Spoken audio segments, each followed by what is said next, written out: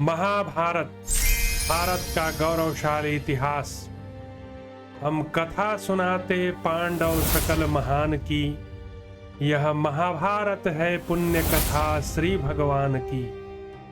जम्बू दीपे भरतखंडे आर्यावर्ते भारतवर्षे एक नगरी है विख्यात हस्तिनापुर नाम की।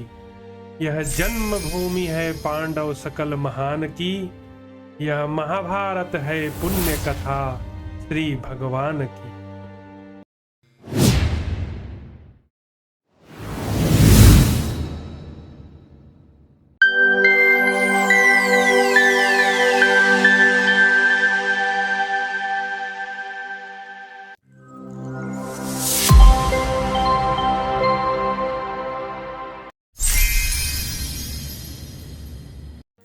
श्री रुक्मिणी कृष्णचंद्राभ्याम नमः।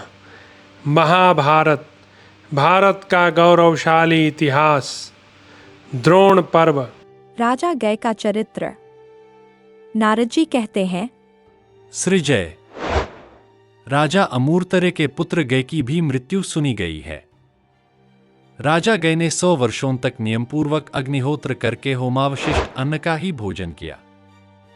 इससे प्रसन्न होकर अग्निदेव ने उन्हें वर देने की इच्छा प्रकट की।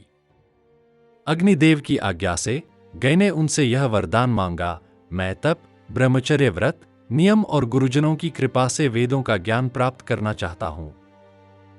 दूसरों को कष्ट पहुंचाए बिना अपने धर्म के अनुसार चलकर अक्षय धन पाना चाहता हूं। ब्राह्मणों को दान देता रहूं और इस कार्य में प्रतिदिन मेरी अधिकाधिक श्रद्धा बढ़ती रहे। अपने ही वर्ण की पतिव्रता कन्याओं से मेरा विवाह हो और उन्हीं के गर्भ से मेरे पुत्र उत्पन्न हो। अन्नदान में मेरी श्रद्धा बढ़े तथा धर्म में ही मेरा मन लगा रहे। अग्निदेव, मेरे धर्म संबंधी कार्यों में कभी कोई विघ्न न आवे। ऐसा ही होगा, यूं कहकर अग्निदेव वहीं अंतर्धान हो गए।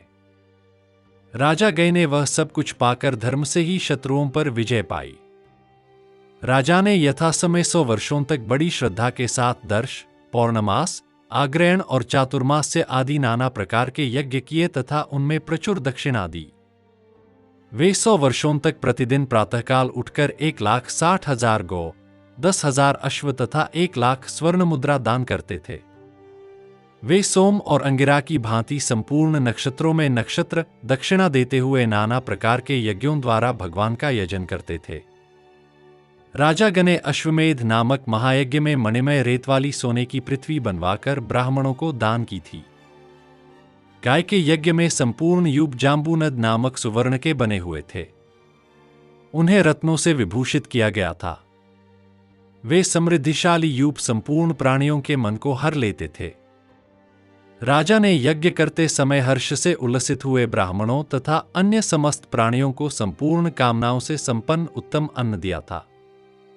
समुद्र, वन, द्वीप, नदी, नद, कानन, नगर, राष्ट्र, आकाश तथा स्वर्ग में जो नाना प्रकार के प्राणी समुदाय रहते थे, वे उस यज्ञ की संपत्ति से तृप्त होकर कहने लगे, राजा गय के समान दूसरे किसी का यज्ञ नहीं हुआ है। यजमान गय के यज्ञ में 36 योजन लंबी, 30 योजन चौड़ी और आगे पीछे अर्थात नीचे से ऊपर को 24 योजन ऊंची सुवर्णमयी वेदी बनवाई गई थी। उसके ऊपर हीरे मोती एवं मणिरत्न बिछाए गए थे।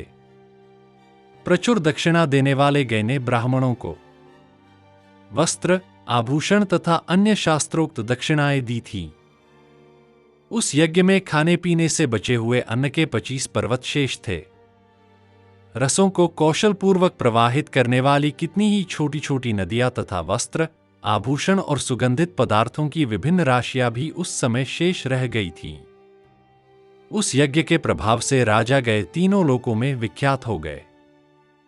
साथ ही पुण्य को अक्षय करने वाला अक्षयवट तथा पवित्र तीर्थ ब्रह्म सरोवर भी उनके कारण प्रसिद्ध हो गए।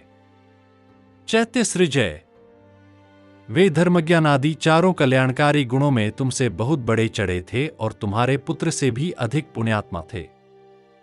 जब वे भी मर गए तब दूसरों के लिए क्या कहना है। अतः तुम यज्ञानुष्ठान और दान दक्षिणा से रहित अपने पुत्र के लिए अनुताप न करो। ऐसा नारद जी ने कहा। राजा रंतिदेव की महत्ता। नारद जी कहते हैं, संजय, सुना है कि संकृति के पुत्र रंतिदेव भी जीवित नहीं रह सके। उन महामना नरेश के यहां 2 लाख रसोइये थे जो घर पर आए हुए ब्राह्मण अतिथियों को अमृत के समान मधुर कच्चा पक्का उत्तम अन्न दिन रात परोसते रहते थे। उन्होंने ब्राह्मणों को न्यायपूर्वक प्राप्त हुए धन का दान किया और 4 वेदों का अध्ययन करके धर्म के द्वारा समस्त शत्रुओं को अपने वश में कर लिया।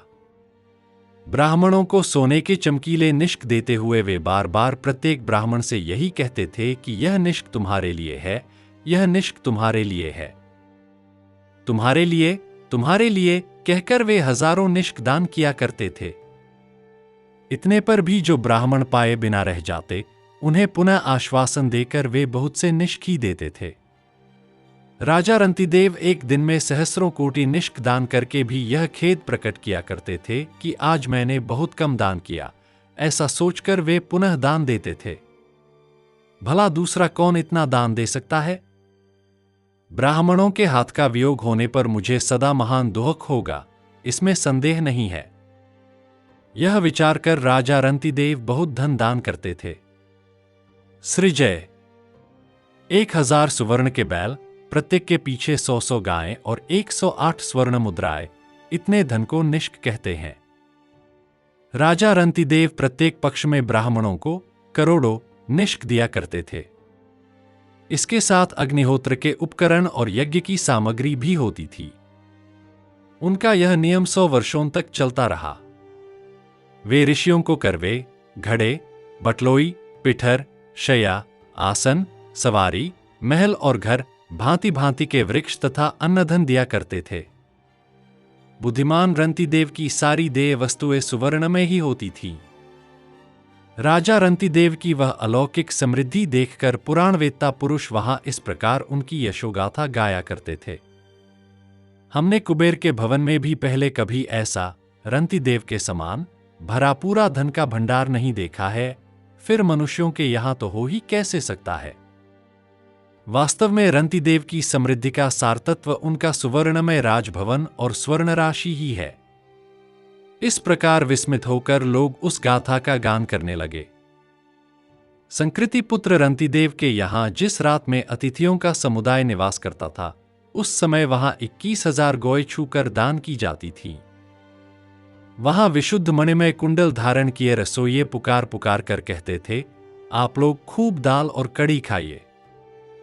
यह आज जैसी स्वादिष्ट बनी है, वैसी पहले 1 महीने तक नहीं बनी थी। उन दिनों राजा रंतिदेव के पास जो कुछ भी सुवर्णमयी सामग्री थी, वह सब उन्होंने उस विस्तृत यज्ञ में ब्राह्मणों को बांट दी। हव्य और कव्य ग्रहण करते थे तथा श्रेष्ठ ब्राह्मण वहां संपूर्ण मनोवांछित पदार्थों को पाते थे।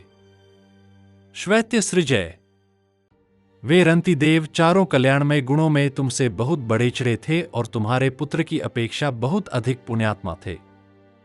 जब वे भी मर गए, तब दूसरों की क्या बात है। अतः तुम यज्ञ और दान दक्षिणा से रहित अपने पुत्र के लिए शोक न करो। ऐसा नारद जी ने कहा। इस प्रकार श्री महाभारत द्रोण पर्व के अंतर्गत अभिमन्यु युद्ध पर्व में षोडश राजकीयोपाख्यान विषयक 67वां अध्याय पूरा हुआ। महाभारत, भारत का गौरवशाली इतिहास। हम कथा सुनाते पांडव सकल महान की, यह महाभारत है पुण्य कथा श्री भगवान की। जम्बू दीपे भरतखंडे आर्यावर्ते भारतवर्षे, एक नगरी है विख्यात हस्तिनापुर नाम की। यह जन्मभूमि है पांडव सकल महान की, यह महाभारत है पुण्य कथा श्री भगवान की।